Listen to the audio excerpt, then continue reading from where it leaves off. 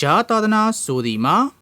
1995ခုနှစ်တွင်ယဟန္တာဆရာဟုကြော်ကြားသောမဟာစီဆရာတော်ထံသို့ဝန်ကြီးချုပ်ဦးနုရောက်ရှိလာလေသည်မဟာစီဆရာတော်နှင့်ဦးနုသည်စတ္တမသံဃာယနာတင်သောဆရာနှင့်တကားဖြစ်လေ၏ဝန်ကြီးချုပ်ဦးနုသည်ဆရာတော်အားဖြောရေးဆက်ကပ်လေသည်မဟာစီဆရာတော်မှဦးနုအားတကားဤဘာများအကြောင်းရှိသလဲဟုမေးလေသည်အရှင်ဖျားတရားသာသနာဆိုသည်မှာဘာကိုခေါ်ရလဲဖျားယခုမြန်မာပြည်တွင်တရားသာသနာရောက်ချိန်နီးပြီဟုကြားနေရသလိုသချင်းတွေလည်းပေါ်ထွက်နေပါရဲ့ဖျားတကားဤတရားသာသနာဆိုသည်မှာဗုဒ္ဓသာသနာနှစ်2500နဲ့3000ကြားနှစ်900တွင်ကိုခေါ်တယ်အဲ့ဒီနှစ်900ဟာဝိမု ക്തി ယုတ်တဆိုတဲ့ခေတ်ကောင်းမယ်ခုကခရစ်နှစ်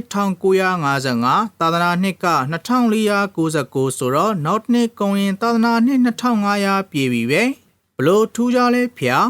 တကားဤဂျာသာသနာတော်ဆိုတာအမှန်ကဂျာသာသနာတော်မဟုတ်ပါဘူးအဲ့နှစ်900အတွင်းမှာမြတ်ဗုဒ္ဓရဲ့သာသနာတော်ကိုဂျာမင်းကအစွမ်းကုန်ကြည့်ရှုဆောင်မကူညီမှာပါမကောင်းသူပဲကောင်းသူကယ်ပြီးသာသနာတော်ကအရန်ထွန်းကားမှဖြစ်ပါတယ်ဂျာမင်းပါမနေသာပဲဆောင်းရှော့ကူညီမဲ့ချိန်ဖြစ်လို့ဂျာသာသနာဟုထင်ပေါ်နေတာပါဘယ်ချိန်မှာဆောင်းမကူညီမှလဲဖျားတကားဤတနေ့ကျရင်မြမပြည်မှာသာသနာပြုမင်းပေါ်ထွက်လာမယ်အဲ့ဒီမင်းဟာရှေးဘုံရှေးကံလဲလွန်ကြီးသလိုလက်ရှိဖုံကံလဲရန်ကြီးတယ်သူခင်မှာဗုဒ္ဓသာသနာကိုရန်ထွန်းကားစေလိမ့်မယ်အဲ့ဒီချိန်မှာမြတ်ဗုဒ္ဓကိုကြီးညိုတဲ့ဂျာမင်းလဲသာသနာထွန်းကားဖို့ဗတ်စုံကကူညီလိမ့်မယ်သာသနာပြုမင်းကိုလည်းဘေးအန္တရာယ်မကြောက်ရောက်အောင်ဆောင်ရှောက်ပေးလိမ့်မယ်သာသနာပြုမင်းတဲမယ်ဖျားစီရီကိုလည်းမပြတ်စည်းအောင်ဆောင်ရှောက်ပေးလိမ့်မယ်သာသနာပြုမင်းမှာကဘာရရက်ကိုသာသနာပြုရန်စေလွတ်မယ်ယဟန်တွေကိုလည်းကြားကဆောင်ရှောက်ပေးလိမ့်မယ်ကဘာရရက်က